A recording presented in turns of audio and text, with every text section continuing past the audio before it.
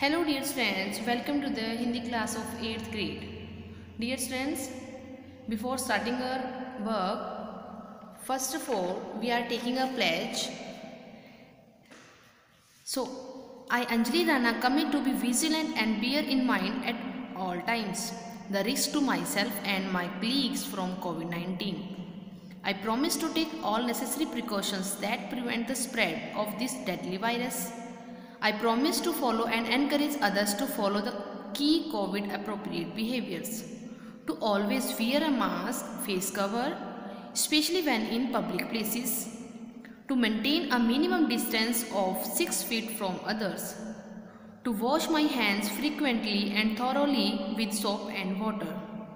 Together, we will win this fight against COVID-19. Thank you. So students, now we will start our work.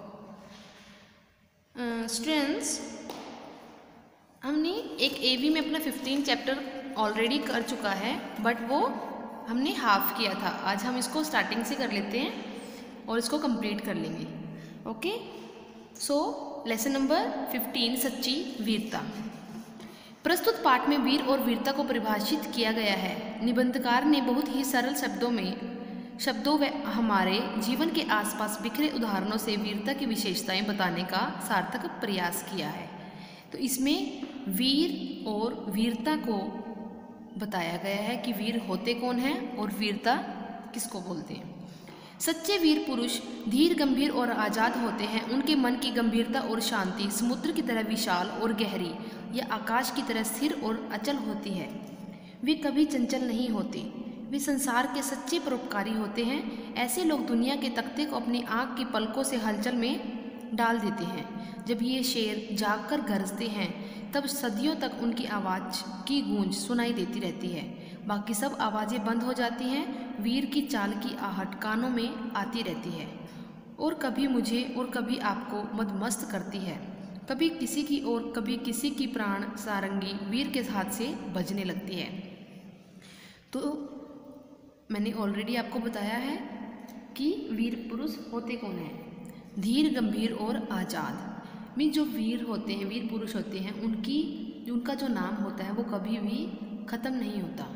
वो अमर लोग होते हैं. उनकी वीरता की जो मिसाल है वो हमेशा कायम रहती है. सत्वगुण के समुद्र में जिनका अंतःकरण निमग्न हो गया, वे ही महात्मा, साधु और वीर हैं. वे लोग अपने क्षुद्र जीवन का परित्याग कर ऐसा ईश्वरीय जीवन पाते हैं कि उनके लिए संसार के अगम्य मार्ग साफ हो जाते हैं. आकाश उनके ऊपर बादलों के छाते लगाता है. प्रकृति उनके मनोहर माथे पर राज तिलक लगाती है. हमारे असली सच्चे राजा वे ही साधु पुरुष हैं. हीरे और लाल से जड़े हुए सोने और चांदी के जर्क वर्क सिंहासन पर बैठने वाले दुनिया के राजाओं को तो जो गरीब किसानों की कमाई हुई दौलत पर पिंडोपजीवी होते हैं, लोगों ने अपनी मूर्खता से वीर बना दिया है. तो इसमें क्या है, जो सच्चे महापुरुष होते हैं उनकी प्रकृति भी राज तिलक करती है. बट जो लोगों ने बनाए हुए हैं वो एक असली में राजा नहीं होते. उनको किसी का डर होता है. यह जरी, मखमल और जेवरों से लदे हुए मांस के पुतले तो हरदम कांपते रहते हैं. इंद्र की तरह ऐश्वर्यवान और बलवान होने पर भी ये बड़े कायर होते हैं. क्यों न हो, इनकी हुकूमत लोगों के दिलों पर नहीं होती.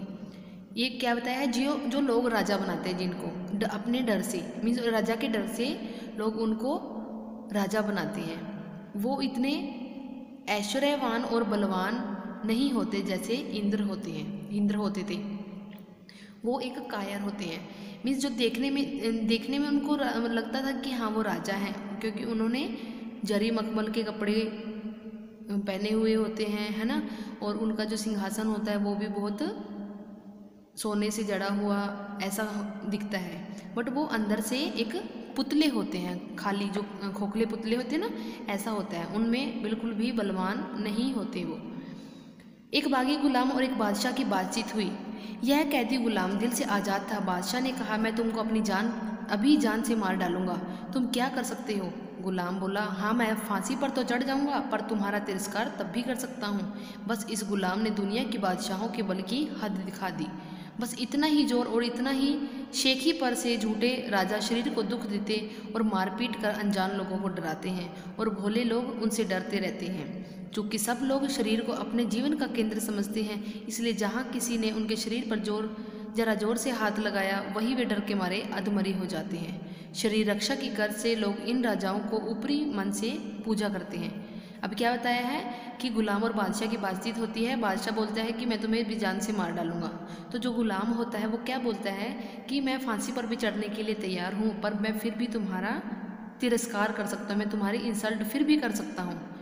ठीक है, तो फिर अब ये जो लोग राजा के सामने झुकते हैं, वो क्यों झुकते हैं? क्योंकि उन पर शारीरिक कष्ट होता है बाद में। राजा क्या बोलते हैं कि अगर कोई भी उनके सामने बोलेगा या फिर कुछ भी उसको इंसल्ट फील करवाएंगे तो वो क्या करते हैं, राजा उनको मारते हैं। तो इसी शारीरिक कष्ट को अपने ऊपर नहीं करवाने के उस चक्कर में वो क्या करते हैं, राजा की हर बात को उन्हें मानना पड़ता है। ठीक है, शारीरिक रक्षा की गर्ज से लोग इन राजाओं को ऊपरी मन से फिर उनकी पूजा करनी पड़ती है उन्हें। ठीक है, जैसे ये राजा वैसा ही इनका सत्कार। इन जिनका बल शरीर को जरा सी रस्सी से लटकाकर मार देने भर का है, भला उनका और उन बलवान और सच्चे राजाओं का क्या मुकाबला जिनका सिंहासन लोगों के हृदय वलय की पंखुड़ियों पर है। सच्चे राजा अपने प्रेम के जोर से तो लोगों के दिलों को सदा के लिए बांध देते हैं। दिलों पर हुकूमत करने वाली फौज, तोप, बंदूक आदि के बिना ही वे शहंशाह जमाना होते हैं। अब जो सच्चे में राजा होते हैं उनकी लोग दिल से पूजा करते हैं, बट जो ज़बरदस्ती वाले करवाते हैं वो क्या होता है, वो ऊपरी मन से उनकी पूजा उनको करनी पड़ती है, उनकी अपने शरीर को बचाने के लिए। मंसूर ने अपनी मौज में आकर कहा कि मैं खुदा हूँ। दुनिया के बादशाह ने कहा यह काफिर है, मगर मंसूर ने अपने कलाम को बंद न दिया। पत्थर मार मार कर दुनिया ने उसके शरीर की बुरी दशा की, परंतु उस मर्द के हर बोल से यही शब्द निकले, अनहलक अहम ब्रह्मास्मि, मैं ही ब्रह्मा हूँ। मंसूर का सूली पर चढ़ना उसके लिए सिर्फ खेल था। एक ऐसे दैवी वीर रुपया, पैसा, माल, धन का दान नहीं दिया करते। जब वे दान देने की इच्छा करते हैं तब अपने आप को हवन कर देते हैं। बुद्ध महाराज ने जब एक राजा को मृग मारते देखा तब अपना शरीर आगे कर दिया जिससे मृग बच जाए। बुद्ध का शरीर चाहे चला जाए। ऐसे लोग बड़े मौक़ों का इंतजार नहीं करते, छोटे मौक़ों को ही बड़ा बना देते हैं। इसमें क्या किया है कि बुद्ध ने एक देखा कि मृग को मार रहे हैं, है ना, तो उसने क्या किया, उसके सामने आ गया और उसको बचा लिया, क्योंकि उन्होंने अपने जान की भी नहीं सोचा बुद्ध ने कि मेरी जान चली जाएगी। उन्होंने अपनी जान की परवाह न करते हुए उस मृग को बचाया और उससे ही वो बड़े महान बन गए। महाराजा रणजीत सिंह ने फौज से कहा, अटक के पार जाओ। अटक चढ़ी हुई थी और भयंकर लहरें उठ रही थी। जब फौज ने कुछ उत्साह जाहिर नहीं किया तब उस वीर को जोश आया। महाराज ने अपना घोड़ा दरिया में डाल दिया। कहा जाता है कि अटक सूख गई और सब पार निकल गए। दुनिया में जंग के सब सामान जमा है। लाखों आदमी मरने मारने को तैयार हो रहे हैं। गोलियां पानी की बूंदों की तरह मूसलाधार बरस रही हैं। यह देखो, वीर को जोश आया। उसने कहा, ठहरो, या फिर इसको हॉल्ट भी बोलते हैं। तमाम फौज निस्तब्ध होकर सत्ते की हालत में खड़ी हो गई। आल्प्स के पहाड़ों पर फौज ने चढ़ना ज्यों ही असंभव समझा, त्यों ही वीर ने कहा, आल्प्स है ही नहीं। फौज को निश्चय हो गया कि आल्प्स है ही नहीं और सब लोग पार हो गए। तो इसमें बताया है कि जब फौज हार मान चुकी थी तब वीर ने उनको झूठ में ही बोल दिया कि आल्प्स तो है ही नहीं, और फौज ने भी उसी को मानकर आगे की तरफ बढ़े और उसको अटक को पार कर लिया।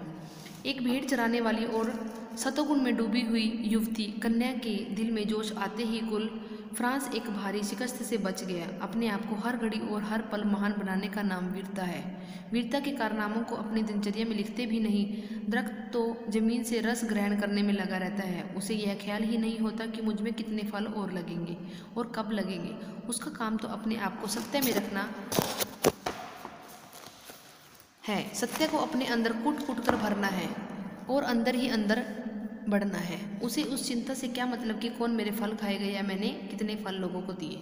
अब इसमें क्या बोला है कि जैसे पेड़ होता है, पेड़ को ये नहीं होता कि मैं बढ़ रहा हूँ कि मेरे ऊपर फल लगेंगे, कितने फल लगेंगे, कि उसको इस बात की कोई चिंता नहीं होती, वो अपना जो काम है उसका वो ऐसे ही कर रहा है।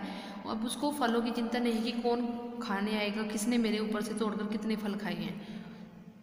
तो ऐसी चिंता नहीं करनी है, हमने अपना काम करना है। वीरता का विकास नाना प्रकार से होता है। कभी तो उसका विकास लड़ने मरने में, खून बहाने में, तलवार तोप के सामने जान गंवाने में होता है। कभी साहित्य और संगीत में वीरता खिलती है, कभी जीवन के गूढ़ तत्व और सत्य की तलाश में बुद्ध जैसे राजा वीर हो जाते हैं। कभी किसी आदर्श पर और कभी किसी पर वीरता अपना फरहरा लहराती है। वीरता हमेशा निराली और नई होती है। नयापन भी वीरता का एक खास अंग है। वीरता की कभी नकल नहीं हो सकती, जैसे मन की प्रसन्नता कभी कोई उधार नहीं ले सकता। तो इसमें बताया है कि वीरता कैसे कैसे प्राप्त कर सकते हैं, किस किस में हमें वीरता हासिल हो सकती है। ठीक है। वीर पुरुष का दिल सबका दिल हो जाता है, उसका मन सबका मन हो जाता है, उसके ख्याल सबके ख्याल हो जाते हैं, सबके संकल्प उसके संकल्प हो जाते हैं, उसका बल सबका बल हो जाता है, वह सबका और सब उसके हो जाते हैं। जो वीर पुरुष होते हैं, क्या उनका सभी जगह नाम होता है ना, जो वीर कहलाते हैं, तो सभी उनकी पूजा करते हैं। वीर आप लोगों को बहुत अच्छा मानता है, जो उनकी प्रशंसा करते हैं। मीन जो जो जो काम वीर करता है, वीर पुरुष करता है, उसी की आगे जो लोग उसको फॉलो करते हैं, तो आपस में उनका भी एक संबंध बन जाता है। वीरों के बनाने के कारखाने कायम नहीं हो सकते, वे तो देवदार के दरख्तों की तरह जीवन के अरण्य में खुद ब खुद पैदा होते हैं और बिना किसी के पानी दिए, बिना किसी के दूध पिलाए, बिना किसी के हाथ लगाए तैयार होते हैं। दुनिया के मैदान में अचानक ही सामने आकर वे खड़े हो जाते हैं। उनका सारा जीवन अंदर ही अंदर होता है, बाहर तो जवाहरात की खानों की ऊपरी जमीन की तरह कुछ भी दृष्टि में नहीं आता। वीर की जिंदगी मुश्किल से कभी कभी बाहर नजर आती है। तो इसमें क्या बताया है कि वीर को बनाया नहीं जा सकता। वीर खुद पे खुद अपने ही कामों से वीर बनता है, उसका खुद ही अपने अच्छे कामों की वजह से नाम होता है। वह लाल गुदड़ियों के भीतर छिपा रहता है, कंदराओं में, गारों में, छोटी छोटी झोपड़ियों में बड़े बड़े वीर महात्मा छिपे रहते हैं। पुस्तकों और अखबारों को पढ़ने से या विद्वानों के व्याख्यानों को सुनने से तो बस ड्राइंग हॉल के वीर पैदा होते हैं। उनकी वीरता अनजान लोगों से अपनी स्तुति सुनने तक खत्म हो जाती है। असली वीर दुनिया की बनावट और लिखावट के मखौलों के लिए नहीं जीते।